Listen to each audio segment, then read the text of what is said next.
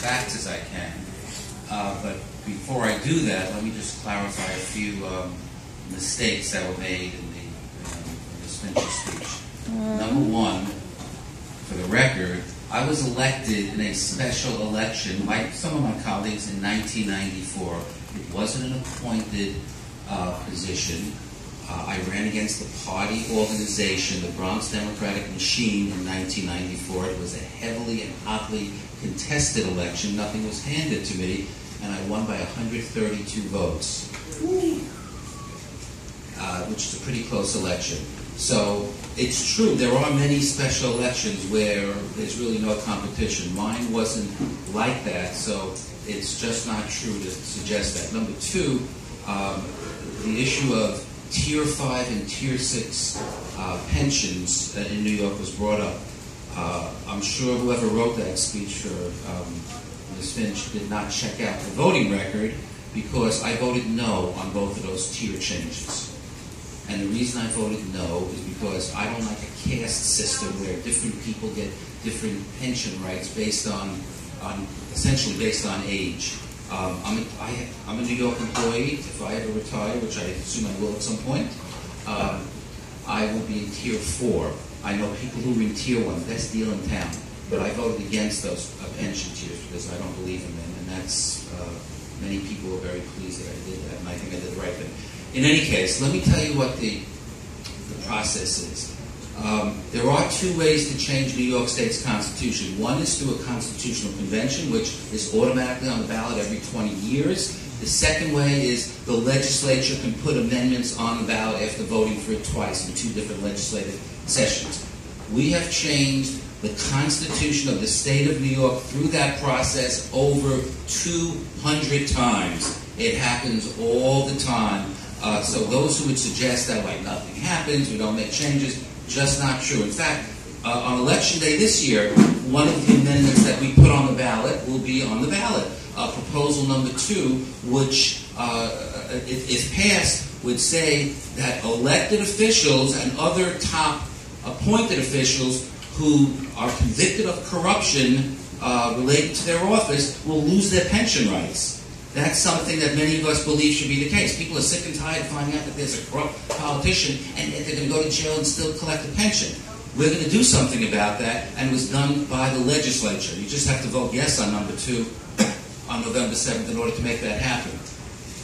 So here's how it works, and it was essentially covered already. 189 delegates are elected, 3 from each Senate district. The Senate districts in New York State were hyper-gerrymandered, drawn by the Republicans. I don't know if there are any Republicans here. If there are, well, hello.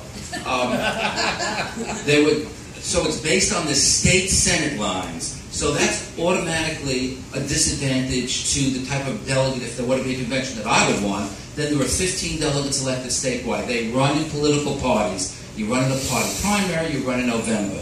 To run in the state Senate district, people say, oh, this is going to be the People's Convention.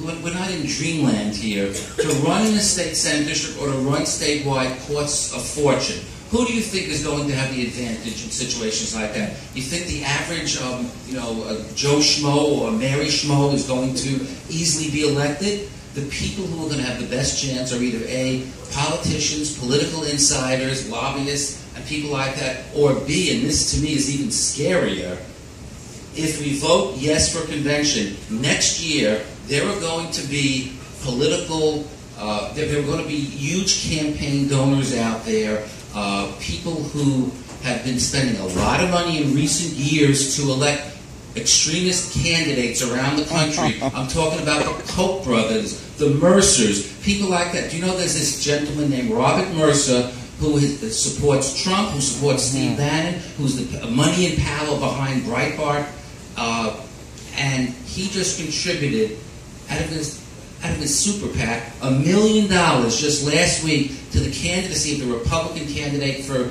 county executive in Westchester, the incumbent. $1 million. He can write $1 million check the way any of us can write a $10 check. So if these right-wing crazies, if these Trump supporters who have money think that they can make massive changes in New York State, they're going to go after it. They are going to spend big bucks to elect delegates to this convention. and it's going to be expensive to become a delegate. It's not going to be something the average person is going to easily do. So that's how the process works. If we vote yes, if the state votes yes, next year there'll be a primary, there'll be a general election to elect delegates. Think about this ballot next year and how confusing it's going to be.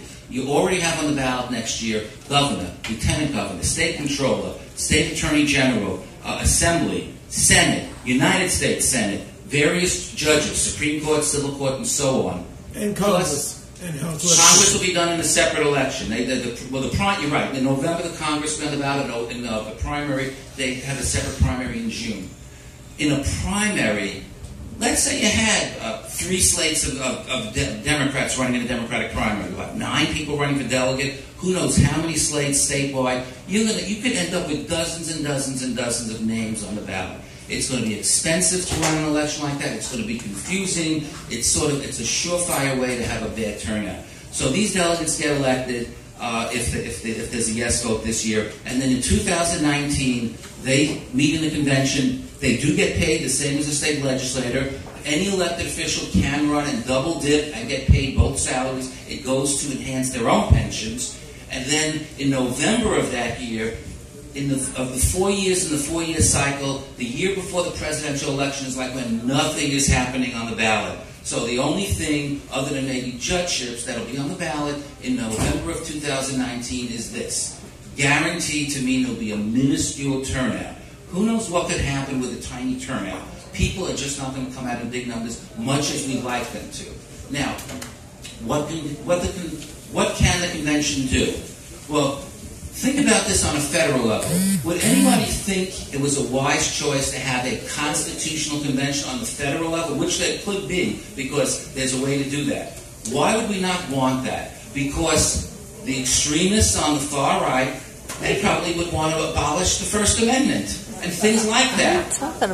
On the state level, thank goodness we don't have to worry about that. But there are very important rights in the state constitution that we want to protect. Can the convention do wonderful things? Yeah, theoretically the convention can do wonderful things. The convention could eliminate gerrymandering. The convention could change the way we vote, could change the way voter registration is, could make ethics rules even stronger. There are a lot of good things the convention can do. The question is whether the possibility for doing some good things is outweighed or not by the potential for it doing devastating things. We don't know who these delegates are going to be next year if we vote for a convention. It's called buying a pig in a poke. What does that mean? It means you're going into something blindly. If the wrong people are elected as delegates, if the wrong people are running that convention, they could do anything. And I'll give you a few examples. It was mentioned that the word environment isn't in the Constitution. I'll tell you what is in the Constitution. The Forever Wild Clause in our Constitution, which provides that there can never be development in the Adirondack and Catskill State Parks. That's a huge, huge area of New York State. Millions and millions of acres. You can't develop it. You can't build in it. You can't pave it. You can't do any of that stuff. It's in the state constitution. And anytime any municipality or county needs to do even the smallest of things, they got to get an amendment passed by the legislature just to do that. Think about this. If developers thought that they could go after some of that land, they would put in big-time money to elect their people as delegates. The Forever Wild Clause could be on the chopping block. Pension rights, I don't agree with the interpretation that was put forth. Anybody who is concerned about their pension, about collective bargaining rights, which is enshrined in the state constitution, about workers' compensation, that could all be eliminated. So people like the Koch brothers, who spend a fortune in states like Wisconsin to reduce workers' rights, could do the same thing in New York if they were successful. Education, the courts have said, based upon the state constitution, that everybody in New York is entitled to a sound, basic education.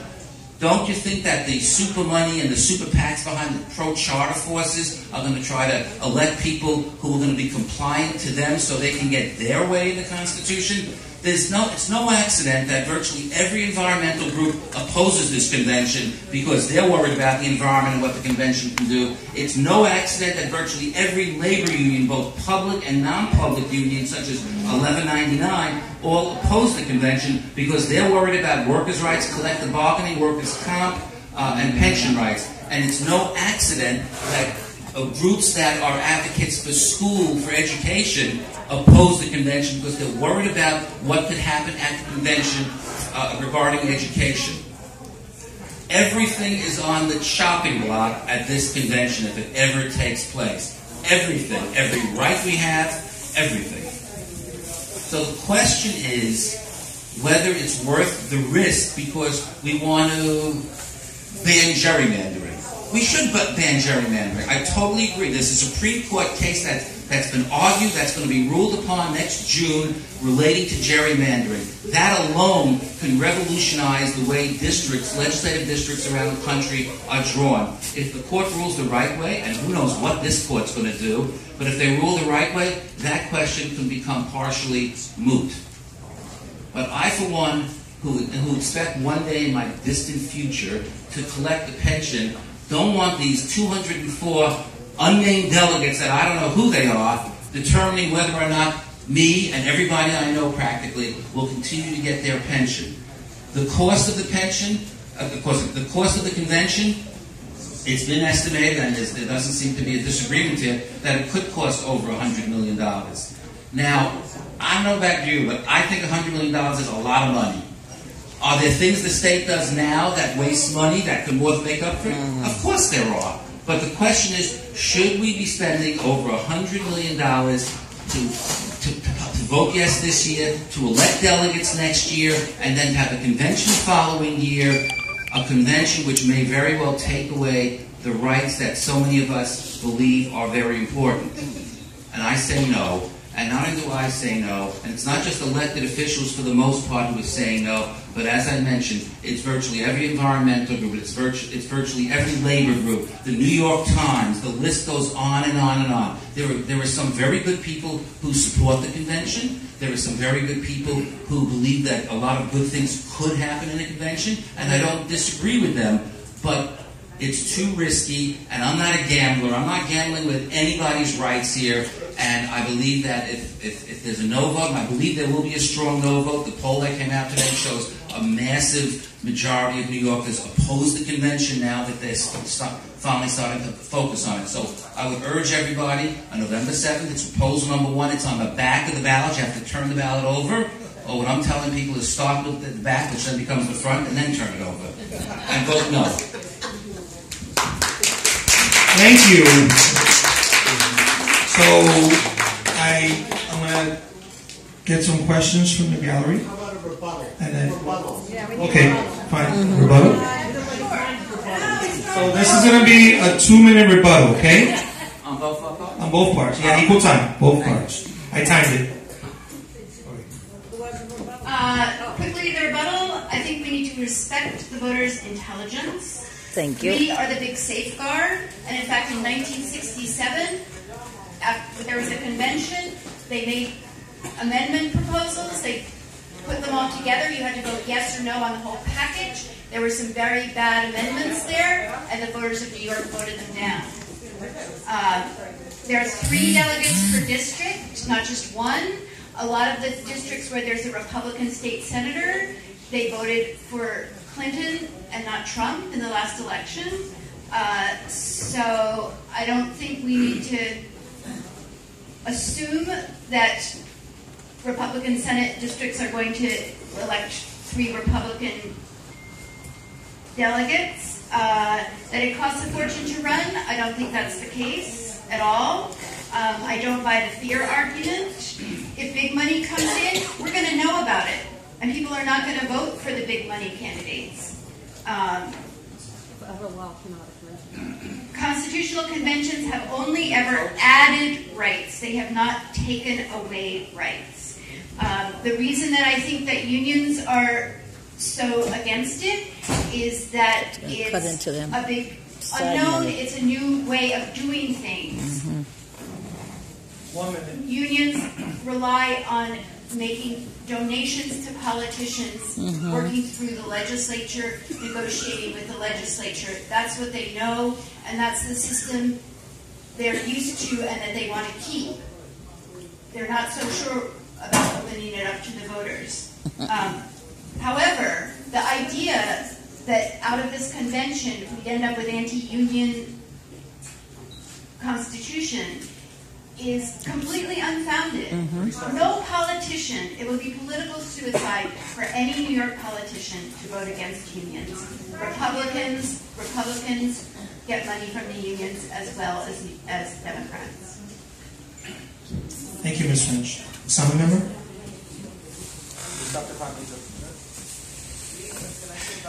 The unions represent their workers, their members, but they also have an interest in the issues that come before them. So a local 1199 of SEIU has an interest in health care. And they've been in the vanguard, in the forefront of fighting for progressive health care legislation. The UFT not only represents the teachers, but they fight for dollars for education, for the kids. The unions, it's unanimous. It's unanimous. They represent these important constituencies.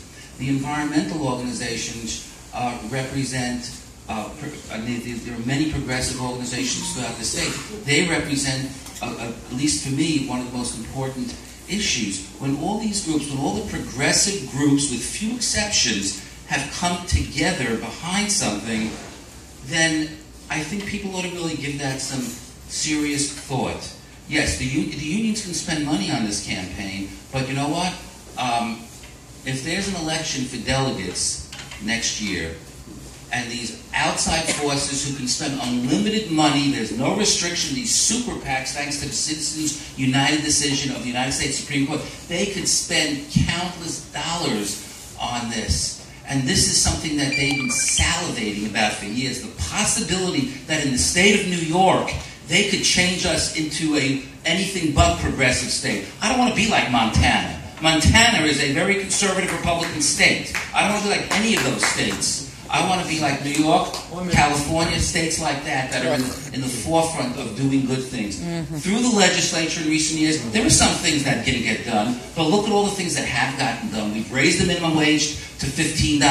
The legislature, thanks to the leadership in the city of Mayor de Blasio, we enacted universal pre-K for 4-year-olds, and now that's being expanded to 3-year-olds. We created family leave, the SAFE Act, which is the strongest anti-gun law, although not strong enough in my opinion, in the country. So many good things have been done through the legislature and the governor. Other things can be done, like the ballot proposal number 2 this year, the constitutional amendment that's on the ballot. There are ways of getting things done, not as fast as most of us would like, but ways that we don't risk our basic rights that many of us have been fighting for and have been involved in politics for many years, to expand and to protect. 30 seconds. I'm out of time.